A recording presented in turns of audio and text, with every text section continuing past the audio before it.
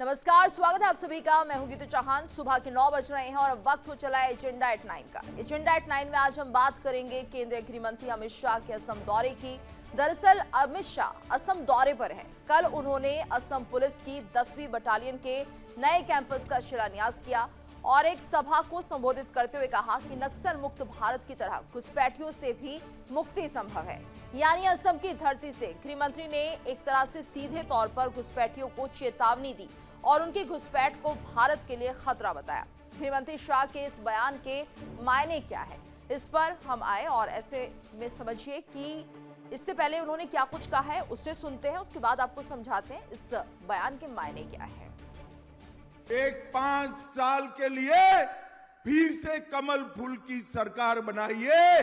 आसाम से घुसपैठियों को चुन चुन कर हम देश के बाहर निकालने का काम करेंगे और ये संभव हो सकता है। अगर देश का बड़ा हिस्सा नक्सलवाद से मुक्त हो सकता है तो देश की भूमि भी घुसपैठियों से मुक्त हो सकती है। इसके लिए चाहिए कलेजा, चाहिए हिम्मत, चाहिए और दृढ़ संकल्प चाहिए। और अपने नेता और देश के प्रधानमंत्री नरेंद्र मोदी में ये तीनों मौजूद है भाई, तीनों मौजूद है। घुसपैठियों का जाना तय है, परंतु उसको निकालने के लिए राज्य सरकार का समर्थन चाहिए। दरअसल घुसपैठिए कोई और नहीं बल्कि वो लोग होते हैं जो चोरी छिपे देश की सीमाओं में प्रवेश कर जाते हैं और वहां के लोगों के रोजगार और आजीविका के लिए खतरा पैदा करने लगते हैं। मीडिया रिपोर्ट्स पर जब आप नजर डालेंगे तो आपको पता चलेगा कि घुसपैठियों का सबसे ज्यादा शिकार हमारे देश के सीमावर्ती राज्य बने हैं, जिसमें बंगाल और असम का नंबर सबसे पहले आता है। तो चलिए पहले बात कर लेते हैं बंगाल की। पूर्वोत्तर का सबसे बड़ा राज्य यानी पश्चिम बंगाल बांग्लादेश के साथ सबसे ज्यादा सीमा रेखा साझा करता है, जिसकी लंबाई 2217 किलोमीटर है और यही वजह है कि बंगाल घुसपैठ का सबसे बड़ा प्रवेश द्वार है। सरकारी अनुमान, संसदीय बयान और मीडिया रिपोर्ट्स के मुताबिक बीते एक साल में यहां अवैध प्रवासियों की संख्या 57 लाख से ज्यादा है और मुर्शिदाबाद, मालदा, नदिया, उत्तर दिनाजपुर जैसे जिले घुसपैठ की आज भी हॉटस्पॉट है। वहीं असम पर जब आप नजर डालेंगे तो असम में घुसपैठ की समस्या दशकों पुरानी है। इसका प्रमाण हमें 1979 से 1985 के दरमियान देखने को मिलता है, जब बांग्लादेश से आए अवैध घुसपैठियों के खिलाफ असम आंदोलन हुआ था। इसके अलावा बीते एक साल की बात करें तो असम में अनुमानित घुसपैठियों की संख्या 50 लाख के आसपास रही है। वहीं एनआरसी और विदेशी ट्रिब्यूनल्स के जरिए 1,70,000 से ज्यादा लोगों को विदेशी घोषित किया गया है और यही वजह है कि यहाँ इनका राजनीतिक और सामाजिक प्रभाव बहुत गहरा है। और ऐसा नहीं है कि केवल असम और बंगाल ही इसके शिकार है, बल्कि त्रिपुरा, मेघालय, मिजोरम, दिल्ली, उत्तर प्रदेश समेत देश के 17 राज्यों में अवैध घुसपैठ आज बहुत बड़ी समस्या बनती हुई दिख रही है। और इन समस्याओं को देखते हुए सबसे बड़ा सवाल यही उठता है कि आखिर इन घुसपैठियों को पनाह कौन दे रहा है? क्या बंगाल की सत्ता पर बैठी ममता बनर्जी की सरकार या फिर असम में राज कर चुकी कांग्रेस की सरकार, जिस पर केंद्रीय मंत्री अमित शाह ने अपने संबोधन पर जमकर हमला बोला और इसे कांग्रेस की वोट बैंक की राजनीति बताया? आज इस मुद्दे पर बात होगी और हमारे साथ मेहमानों का पैनल भी जुड़ चुका है। अमित तिवारी जी जुड़ गए हैं, प्रवक्ता हैं बीजेपी के। डॉक्टर राम पांडे जी हमारे साथ बने हुए हैं, कांग्रेस के प्रवक्ता। दिनेश सिंह गेट जी हमारे साथ जुड़े हैं, पॉलिटिकल एनालिस्ट हैं। आप सभी का बहुत बहुत स्वागत है। तो देखिए, जिस तरह से यहाँ पर अमित शाह ने बयान दिया है और सीधे तौर पर उन्होंने कहा कि जिस तरह से नक्सलियों के लिए यहाँ पर मूवमेंट चलाया जा रहा है, आंदोलन चलाया जा रहा है और पूरी तरह से नक्सल मुक्त भारत जो है वो बनने की कगार पर है, जिस तरह से 2026 का टारगेट रखा गया है, वैसे ही अब घुसपैठिया मुक्त भारत भी बनाया जाएगा। पहले अमित तिवारी जी से समझते हैं अमित शाह के इस बयान के मायने, क्या कुछ वो कह रहे हैं और कैसे संभव होगा। अमित जी। गीतू जी, सुप्रभात आपको, आपके दर्शकों को और पैनल में मौजूद सभी पैनलिस्ट को।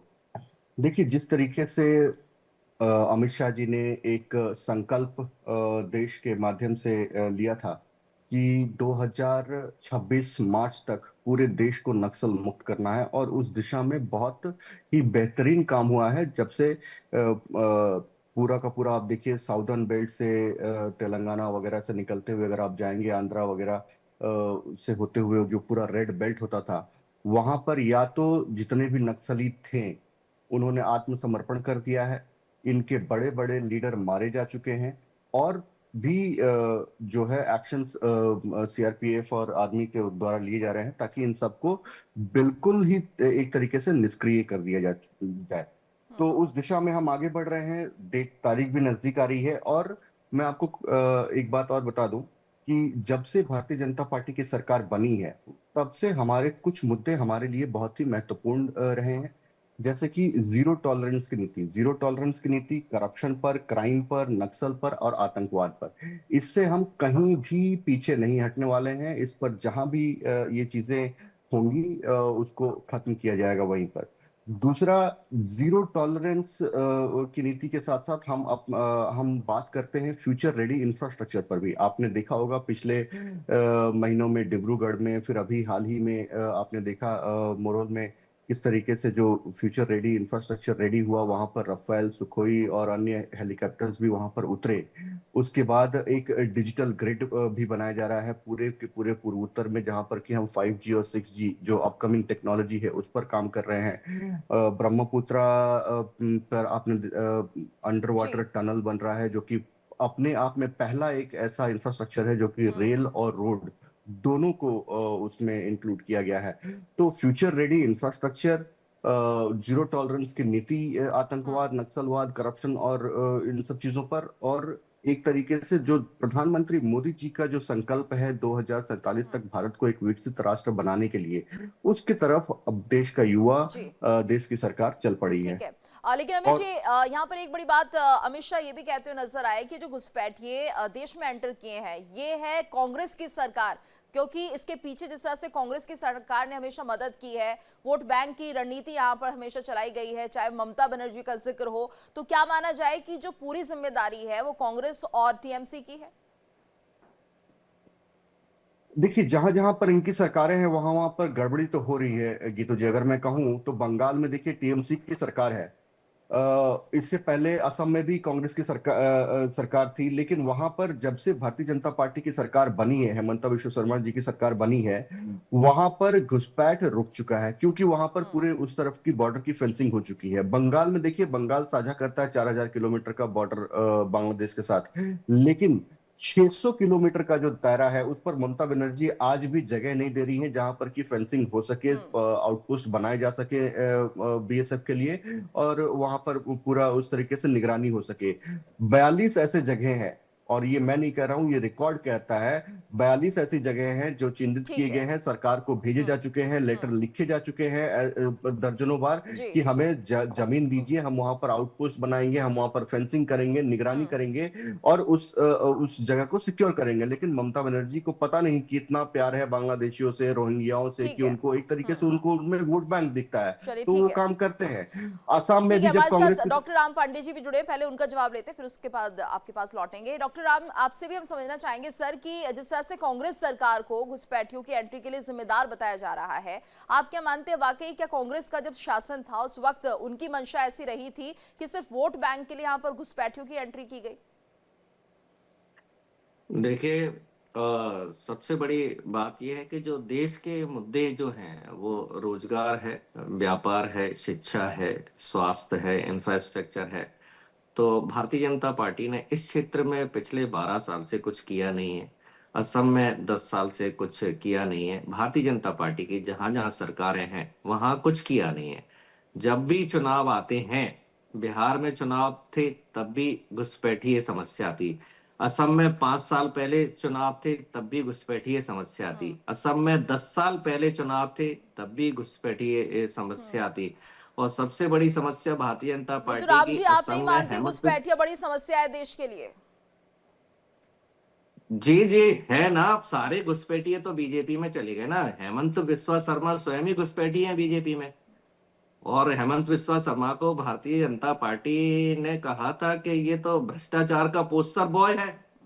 हेमंत विश्वास शर्मा पर किताब छापी थी भारतीय जनता पार्टी ने कि ये सबसे बड़ा भ्रष्ट आदमी है।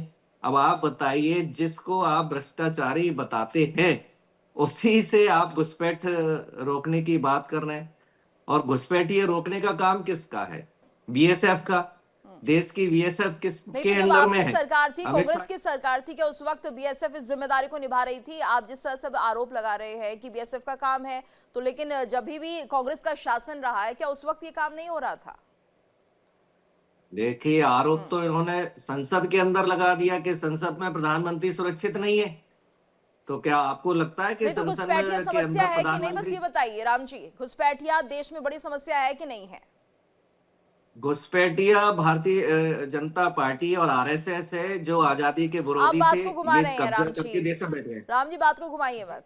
आप ये बताइए कि जो घुसपैठिए हैं, जो पश्चिम बंगाल से आ रहे हैं, जो नॉर्थ ईस्ट से आ रहे हैं, क्या वो बड़ी समस्या इस देश के लिए नहीं है? ये बताइए। और क्या अरे देश के बीजेपी संसाधनों पर समझ, उसका असर नहीं पड़ रहा है? मैं वही तो बोल रहा हूं ना। 1600 करोड़ रुपया असम में खर्च किया था कि घुसपैठियों की गिनती करेंगे। 19 लाख भारतीय जनता पार्टी ने घुसपैठिए बताए। जब आपके पास रजिस्टर है और एनआरसी रजिस्टर के अंतर्गत इन्होंने 19 लाख घुसपैठिए चिन्हित किए थे, तो उस 19 लाख को क्यों नहीं बांग्लादेश भेजा जा रहा है? चलिए जबकि ठीक है। नरेंद्र मोदी जी ने घुसपैठिए तो छोड़िए, बांग्लादेश को 10,000 वर्ग किलोमीटर जगह दे दी। बताइए, कांग्रेस की सरकार है, जगह को बढ़ाती थी। गोवा को बढ़ाया, सिक्किम को बढ़ाया, अरुणाचल प्रदेश को बढ़ाया, दमन दीव को बढ़ाया, दादर नगर हवेली को बढ़ाया। और जब घुसपैठिए बंगाल से आ रहे हैं, बांग्लादेश से आ रहे हैं, तो 10,000 वर्ग किलोमीटर जमीन क्यों दी? और फिर सबसे बड़ी घुसपैठियों को तो ये डेली बिरयानी खिला रहे हैं। वही शेख हसीना कौन है? वो बांग्लादेश की तो घुसपैठी है। और जब बांग्लादेश से घुसपैठिए आ रहे हैं तो फिर ओम ठीक बिरला है, क्या करने गए थे? ठीक है अमित अभी जी, ओम बिरला क्या अमित वहां जी, बांग्लादेश? शेख हसीना का नाम भी यहाँ पर ले दिया गया। जवाब आप ही बेहतर दे पाएंगे, बोलिए। ये देखिए, राम पांडे जी और पूरी की पूरी कांग्रेस पार्टी बौद्धिक शून्य हो चुकी है। आपने देखा किस तरीके से इन्होंने एक वैश्विक मंच पर, जहां पर कि एआई डिबेट में समिट हो कभी रहा नहीं था, आएंगे। आप कितना झूठ वहां बोलते हैं। पर आपके शब्द हैं, वहां पर आपने किस कहा था राम तरीके से पांडे जी नग्न डिबेट में प्रदर्शन नहीं किया आ गया, तो पाए। ये नग्न आप तो मानसिकता इसी का चीजों को प्रदर्शित लेकर करते यहाँ हैं ये बैठे लोग हैं। अपनी। और राम पांडे जी भी उसी नग्न मानसिकता का प्रदर्शन कर रहे हैं जो इनके कार्यकर्ता करते आए हैं। करेंगे। आप किस मुंह से बैठे हैं यहाँ? इन्होंने आपने तिवारी जी ये बीतू जी बताइए थे, आपने आपने प्रश्न, कहा था मेरे साथ बीतू आप जी डिबेट नहीं आपने, करेंगे। बीतू जी, बैठे हैं यहाँ मेरे सामने, ये बताइए आप अरे पहले। ठीक है राम जी, सुन आपके लीजिए। ये शब्द हैं। व्यक्ति ऐसे ही आपने डिस्टर्ब कहा था करता रहे। राम जी सुनिए तो सही, आप जवाब तो सुनिए पहले। तो जी ये पागल व्यक्ति है, हर चैनल पे इसी तरीके से डिस्टर्ब करता है। देखिए गीतू जी, मैं एक बात बताना चाहता हूं कि जिस तरीके से आज आप देखिए नक्सल की समस्या खत्म हो रही है। एक देश में बहुत बड़ी समस्या थी नक्सलवाद, आज उसको हम खत्म करने जा रहे हैं। क्या कभी कांग्रेस सोनम पार्टी वांगचुक इसी नक्सलवाद है? नक्सलवाद को क्या पालने संदीप पोसने का काम करती नक्सलवादी थी। है? क्या जिस जसदेव तरीके से भोया नक्सलवादी थे? इंफ्रास्ट्रक्चर पर क्यों काम हो रहा सोनम वांगचुक को जेल में डाल रखा है? क्यों सुधा भारद्वाज को जेल में डाला था? उन्होंने आपको क्यों संदीप सवाल का भट्ट एक जेल में है? जवाब नहीं दिया कि ये क्या जवाब कांग्रेस की दीजिए आप। सरकार में घुसपैठियों को समस्या मानती है या नहीं मानती है। इस बात का प्रश्न राम पांडे ने नहीं दिया। इसका मतलब ये है कि ये घुसपैठियों को बुलाते हैं, खुद इनके श्रेय पर घुसपैठिए आते हैं, पालते हैं, पोसते हैं, वोट बैंक बनाते हैं और फिर सत्ता में उन्हीं के कंधों पर चढ़कर सत्ता में आने का प्रयास करते हैं। ये साफ स्पष्ट है, क्योंकि आपके प्रश्न का, मैंने हर एक प्रश्न का आपका जवाब दिया, लेकिन इस आपके प्रश्न का एक भी प्रश्न का राम पांडे ने जवाब नहीं दिया, सिर्फ घुमाने का काम किया है। तो इसी से समझ में आ जाता है कि कांग्रेस की मानसिक स्थिति किस नग्न स्थिति पे पहुंच चुकी है। जी ठीक है, पहली बात। ठीक दूसरी है। बात, हाँ, आप देखिए राहुल गांधी जहां जहां भी जाते हैं, गीतू जी बस 10 सेकंड में आपकी बात, तो फिर आप दूसरे पैनलिस्ट के पास जा सकती हैं। राहुल गांधी जहां जहां भी जाते हैं, वहां वहां वो क्या कहते हैं? उनको संविधान पर विश्वास नहीं है, उनको देश पर विश्वास नहीं है, उनको देश के संवैधानिक संस्थाओं पर विश्वास नहीं है, सुप्रीम कोर्ट पे विश्वास नहीं है, मीडिया पे विश्वास नहीं है। राहुल गांधी को देश में किसी भी चीज पर अगर विश्वास नहीं है तो वो देश में कर क्या रहे हैं? जहां भी जाते हैं वो देश विरोधी ताकतों के साथ मिलते हैं। सामने ही गौरव गोगोई का अगर आप केस ले लें तो वो पाकिस्तानी एजेंसियों के पिट्ठू बने हुए हैं। अभी उन पर कार्रवाई होनी बाकी है। राम पांडे जी अभी आगे आगे देखते जाइए, आपके राहुल गांधी भी गद्दार हैं और देश के बाहर जाएंगे। तुरंत कब टिकट कटा के इटली निकल जाएंगे आपको पता भी नहीं चलेगा, आपको यहाँ फंसा कर, ये बता दे रहा हूँ मैं चलिए आपको। ठीक है, दिनेश सिंह जी भी हमारे साथ जुड़े हुए हैं। दिनेश सिंह जी, आपसे भी हम समझना चाहेंगे, फिलहाल घुसपैठिया तो एक बड़ी समस्या है इस देश के लिए, लेकिन उन्हें निकालने के लिए जो काम करना चाहिए, जो रणनीति बनाई जानी चाहिए, क्या उस पर काम नहीं हो रहा है, या पहले की सरकारों को हम इसके लिए दोषी मान सकते हैं कि उनकी वजह से घुसपैठिए बहुत आसानी से भारत के अंदर आ गए? जी केतु जी, आप सभी को मेरा प्रणाम। देखिए, मैंने दोनों विद्वान वक्ताओं को सुना, अपने तरीके से बातचीत की, तो उसमें थोड़ा सा जैसे कि अब जैसे कि कांग्रेस के प्रवक्ता कुछ बता रहे थे किसी द्वीप को लेकर के, और जैसे कि वो जमीन को लेकर के, तो उसमें मैं थोड़ा सा भी ये बता करके फिर आगे बढ़ जाऊंगा कि उसमें देखिए जिस द्वीप की जैसे सबसे बड़ी जैसे बातचीत जो हो रही थी, तो वो इंदिरा गांधी जी के समय पे श्रीलंका को दान में दे दिया गया था, और उसके बाद में वहां पर बहुत ज्यादा मारकाट और अत्याचार मचा हुआ था, जिसको लेकर के, और लैंड पैक्ट जो हो जैसे हुआ था, तो उसमें कि आपस में एक तरह से संधि की गई थी। हमने कुछ जमीन जो थी जैसे विवाद जिस पे था, तो उसके साथ में करके कि उसको स्मूथ यानी कि रिंकल फ्री करने के लिए वो चीज की गई 2024 के आसपास, जैसे जो भी चीज की गई, तो उसमें कुछ जमीनें हमारी थी, कुछ जमीनें उनकी थी, उसको करके, और उसमें पहले से विवाद चल रहा था। इन्होंने जैसे कांग्रेस के समय पे श्रीलंका को दान दी, उसके बाद में उस द्वीप को वापस लेने की प्रक्रिया चल रही थी, दुनिया भर की चीजें थी, तो उस विवाद को समाप्त करने के लिए वो चीज थी। अब इससे आगे बढ़ते हैं कि देखिए अभी जैसे जिस तरीके से वर्तमान सरकार है, अब इससे पहले की जो सरकारों ने क्या किया मुझे नहीं पता, लेकिन मैं बताता हूँ अपने तरीके से कि जैसे जो भी अब इसमें कांग्रेस प्रवक्ता कुछ बोले नहीं बोले उसमें कुछ नहीं कह सकता, लेकिन देखिए कि सबसे पहली चीज ये होती है कि जो लोग वहां पर, जहां पर जैसे कि जिस जगह पे चुनाव है, तो वहां पर पूरे तरीके से सक्रिय होकर के पॉलिटिकल पार्टी जो है अपने तरीके से अपना काम करें, और उनको ये बताने काम करें कि भाई हम लोग बेहतर सर्विस प्रोवाइडर्स हो सकते हैं, हम लोग आपके लिए पहले से बेहतर ये चीजें मैनेज करने का काम करेंगे ऐसे, और आपके लिए पहले से मतलब कि सुगम और सुविधाजनक जो चीजें हैं ये लेके आएंगे, और आपके लिए जीवन पहले से और आसान बनाएंगे, ये कहने का काम होता है ऐसे।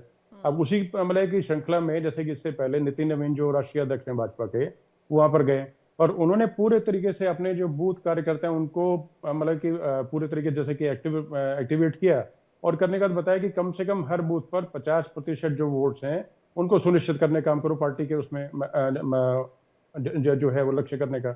लेकिन कांग्रेस जो है, कांग्रेस की जहां तक जैसे बातचीत, तो मतलब बहुत सारे मेरे मित्र हैं जो कांग्रेस में हैं, तो उनसे बातचीत, तो वो कहीं ना कहीं अपने आप में मतलब परेशान और मतलब कि बड़ा कंफ्यूज महसूस करते हैं, क्योंकि जिस तरीके जैसे कि आरएसएस भाजपा के लिए, उसी प्रकार से गीतू जी सेवा दल जो है वो कांग्रेस के लिए है, लेकिन सेवा दल को पूरी तरीके से दरकिनार और नकार दिया गया है। मतलब आप जैसे कांग्रेस प्रवक्ता बैठे हैं, आप उनसे स्ट्रेट पूछ सकती हैं, और अगर पूछना चाहे अभी किसी को फोन मिला के बात करना चाहिए जो सेवा दल के मूल कोई कार्यकर्ता हो, तो वो बताएंगे, तो वो भी अपने तरीके से उसका जवाब दे देंगे। तो मैं ये देखिए ऐसे कि ये पूरे तरीके से मानता हूँ कि हर एक मजबूत जैसे लोकतंत्र है, उसमें स्वस्थ लोकतंत्र में प्रतिपक्ष की एक बहुत अहम भूमिका होती है। जितना पक्ष की भूमिका होती है उतनी प्रतिपक्ष की भी होती है, तो प्रतिपक्ष को भी अपनी जिम्मेदारी पूरे तरीके से निभानी चाहिए। और चुनावी है देखिए, कोई दो तरीके से जनता की सेवा होती है, या तो एक एनजीओ के तरीके से या फिर पॉलिटिकल तरीके से। तो पॉलिटिकल जैसे पार्टी तो राजनीति तो करेंगे, तो वहां पर जाकर के जैसे अमित शाह का दौरा था, तो उन्होंने जैसे कि वहां पर जैसे फोर्सेस उनका मोरल जैसे आप करने का काम किया, और तरीके से मतलब बातचीत की। उससे पहले नितिन नवीन जी थे, उन्होंने अपने तरीके पॉलिटिकल जो बातचीत की। और दूसरा सबसे बड़ी बातचीत ये 2016 में और 2021 में जो चुनाव रहे, बिल्कुल, यानी दिनेश जी आप भी कह रहे हैं कांग्रेस के जो शीर्ष नेता हैं वो कार्यकर्ताओं में, अपने दूसरे नेताओं में वो जोश भरने में नाकामयाब होते हुए दिखाई दे रहे हैं। मुझे थोड़ा समय और दीजिएगा प्लीज, है ना। तो पूर्वोत्तर में जैसे जहां पर जो चाय जो जनजाति जो है, यानी कि जो चाय की कल्टीवेशन में और उसमें जैसे जो कटाई वगैरह में जो पूरे तरीके से संलिप्त हैं, वो लोग हो गए। और जैसे कि वहां पर जैसे कि स्वदेशी जो मतलब जैसे जनजातियां जो हैं, घुसपैठियों की बात जैसे कि मियाँ जैसे कि जो हैं, तो उनकी बात मैं नहीं कर रहा, तो उन पे एक तरह से 2016 और 2021 का दारोमदार भाजपा का वहां चला, और काफी अच्छी तादाद में वोट मिले हैं, तो उसी को लेकर के पूरी तरह एक्टिवेट करने का काम किया। और सबसे पहली बार सीआरपीएफ का वहां पर स्थापना दिवस मनाने का जो काम किया गया, तो अपने तरीके से। और उसमें एक चीज ये देखनी पड़ेगी कि छत्तीसगढ़ में जिस तरीके जैसे कि मतलब कि अब नक्सलवाद की बात करें या जैसे किसी चीज की बात करें, तो वहां पर ये मान के चले कि पूरा का पूरा जो कांग्रेस का ब्रास था, यानी कि टॉप ब्रास, यानी कि सबसे टॉप लीडरशिप सारी साफ कर दी गई थी ऐसे। उसमें अच्छे खासे जब मतलब जो सीनियर लीडर्स थे, तो उन्होंने एम्बुश करके, और मतलब वहां के जो छत्तीसगढ़ में नक्सली थे उन्होंने पूरा सबको साफ कर दिया था। तो देखना पड़ेगा, देखिए पहले से काम तो हुआ है, तो कहीं ना कहीं देखिए प्रतिपक्ष को अपनी जिम्मेदारी, अपनी पार्टी मजबूत करे, तो उससे बेहतरी होगी। 2014 में 2019 में 50 से 50 के आसपास सिमट गए, 2024 में जैसे कि जो चुनाव हुआ तो उसमें 100 के आसपास पहुंचे। तो मैं ये चाहता हूं, मेरी शुभकामनाएं हैं कांग्रेस को और सारे प्रतिपक्ष को कि पहले से बेहतर करे, सब कुछ करे, लेकिन कैसे करे ये देखने की बात है। यानी विपक्ष अपनी भूमिका निभा नहीं पा रहा जैसे उन्हें निभानी चाहिए। डॉक्टर राम पांडे जी। जी, जो बीजेपी ने लिखकर दिया है दिनेश जी को, वो दिनेश जी ने बोल दिया है, और यही नैरेटिव बनाया जा रहा है जो दिनेश जी ने बोला है। उन्होंने आपके लिए भी अच्छा बोला है। मैं बोल तो रहा हूँ, जो बीजेपी कार्यालय ने लिख के दिया है वो दिनेश जी ने बोल दिया है। जो भी दिनेश जी आपको को ये नहीं सच पता है बताने कि की कोशिश करता है, प्रवक्ता आप कहा उसके तो लिए कह देते हैं उसका कि उसकी लाज बीजेपी ने रखिए, पूरा कम से लिख कम के नहीं, दिया वो है। बीजेपी नहीं कार्यालय पसंद ने जो करता। लिख कर दिया है वो दिनेश जी ने बोल दिया है। मुझे कार्यालय से अब कोई मतलब दूसरे नहीं को भाई। मौका सुनो, दीजिए, सुनो, आप सुनो, इनसे सुनो, बात कर सुनो, लीजिए। सुनिए। फिर आपकी आप नहीं बात तो चाहती आपको हैं पसंद मेरी करता बात को सुनना, तो आप ये दोनों जो बीजेपी के प्रवक्ता हैं इनसे बात कर लीजिए सुनाइए फिर। सुनाइए, आप कहाँ मुद्दे पे बात कर रहे हैं डॉक्टर राम जी? तो आपने ये हाँ, वर्सेस तो कर दिया है, कैसे सुनाए? ये वर्सेस लिखा नहीं हुआ आ रहा बोलिए तो है। सही आप अब दोनों लोग आपको बोलेंगे तो जवाब भी तो कैसे मिलेगा जनता ना को फिर। पता चलेगा? आपने वर्सेस लिख दिया है तो नहीं नहीं नहीं, जनता को आप कैसे जब आवाज सुनाई बोलेंगे देगी? तो उसका जवाब भी तो देंगे ना दिनेश जी। आपने तो कहा है कि बीजेपी ने लिख के दे दिया, आप कैसे जब तय कर दिनेश जी सकते बोल हैं? रहे थे तो नहीं, मैं आप कैसे तय कर सकते हैं सर कि बीजेपी ने लिख दिया है, ये समाजवादी पार्टी ने लिख दिया है? आप ये तो बताइए ना, क्या सबूत है आपके पास राम जी इस बात का, या सिर्फ अपनी बातों पर उन चीजों को छुपाने के लिए, बचने के लिए आप ऐसा सहारा लेते हैं? अरे सारे देश के पास सबूत है कि अमित शाह पूर्व तड़ीपार रह चुके हैं। ठीक है, अब ठीक बताइए, है। पूर्व दिनेश तड़ीपार जी, से हम दिनेश जी अब आप फिर आप नहीं बताइए, बोलेंगे क्या कि आपको बीजेपी ने कोई स्क्रिप्ट लिख कर दी है? बताइए। ऐसा है कि जब जब बौद्धिक स्तर जब नीचे गिर जाए आदमी का, तब दूसरे पे लांछन लगाने का काम करता है। तो मैं इनसे ससम्मान बातचीत करता हूँ कि मुझे बताइए कि भाई जैसे इनको तो मिला कि सिर्फ एक रटी रटाई बातचीत लेके आ गए हैं। मैं तो हिस्ट्री में जाके बात बता रहा हूँ ये कि जिस दिनेश जी द्वीप को को नहीं लेकर के पता है कि बातचीत वो चल रही है तड़ीपार रह बांग्लादेश चुके हैं। की, वर्सेस करें, बिल्कुल करें, उसमें क्या फिर दिक्कत है? आपने वर्सेस सीधा कर सवाल जवाब दिया। करें। वर्सेस का मतलब सुन सिर्फ यही लीजिए है, आप सवाल इनसे। जवाब आप लोग वर्सेस का करें, आप एक दूसरे को बताइए। आपको ही मौका दिया जा रहा है राम जी, दिनेश जी ने जो कहा आप उसका जवाब दे दीजिए। आपके मैं कार्यकर्ता, यही आपके तो नेता बोल रहा कहाँ हूँ। दिख रहे हैं? आप सुनिए तो सही। हाँ क्या बताइए, बोलिए बोलिए। क्या पूर्व तड़ीपार समस्या दूर कर सकता है क्या? पूर्व तड़ीपार तो अपराधी बढ़ाएगा ना। तो आज जितने भी देश के अपराधी है सब भारतीय जनता पार्टी में ठीक है, ठीक, आप ऐसे बचते रहिए, जवाब देने से आप ऐसे ही बचिए। अमित जी जल्दी से अपनी बात रखिए। गीतू जी देखिए, तड़ीपार की बात कर रहे हैं। राहुल गांधी जी के भी ऊपर 2007 में रेप के केसेस दर्ज हुए थे। राहुल गांधी के ऊपर रेप के केसेस दर्ज हुए थे। राम पांडे सुन लीजिए 2007 में। तो क्या राहुल गांधी रेपिस्ट हैं? ये मैं कह दूं? पहली बात। दूसरी बात, ऐसा नहीं होता है। तो देखिए, अभी दिनेश जी के साथ तो मैं पहले भी डिबेट्स में रह चुका हूं। ये जितना कांग्रेस को आड़े हाथों लेते हैं, उतना ही बीजेपी को क्या उतना ही हरदीपुरी बीजेपी को रैपिस्ट है? उतना ही बीजेपी क्या हरदीपुरी रैपिस्ट है? एपिस्टिंग फाइल में नाम है। बात करना। अरे राहुल गांधी का भी नाम है भाई, राहुल गांधी का भी नाम है, राहुल गांधी का भी नाम है, सोनिया गांधी का भी नाम है, आपके चचा उनका भी नाम है, आपके चचा तेरे बाप का भी, तेरी माँ का भी नाम है एपिस्टिंग फाइल अरे में। राम जी, थोड़ा सा देखिए सम्मानित शब्दों देखिए का इनका इस्तेमाल स्तर, कीजिए, इनका स्तर देखिए। थोड़ा ये दो सा कौड़ी- सम्मान के साथ, माता पिता के लिए नहीं। ठीक है, आपकी राजनीति अपनी जगह होगी, लेकिन किसी के माता पिता के लिए इस तरह के शब्दों का इस्तेमाल न कीजिए। क्या मैं राम पांडे के सामने नहीं आऊंगा? कितना झूठा इंसान है। इसने बोला था राम पांडे के सामने नहीं आऊंगा, फिर भी बदतमीजी से यहाँ बैठा हुआ है। राम जी, आप अपनी बातें भी तो नहीं रख पा रहे हैं ना सर, आप घुमा रहे हैं बातों को। बात घुमा के आप बताइए ना, कौन सी चीज का समाधान हो सकता है, ये बता दीजिए। नहीं आऊंगा। हाँ। तिवारी आशीष ने कहा था राम पांडे के साथ डिबेट नहीं करूंगा। इससे ये इनका चरित्र पता चलता है कि चलिए कितने ठीक घटिया है, लोग हैं। दिनेश जी एक क्लोजिंग कमेंट आप दे दीजिए।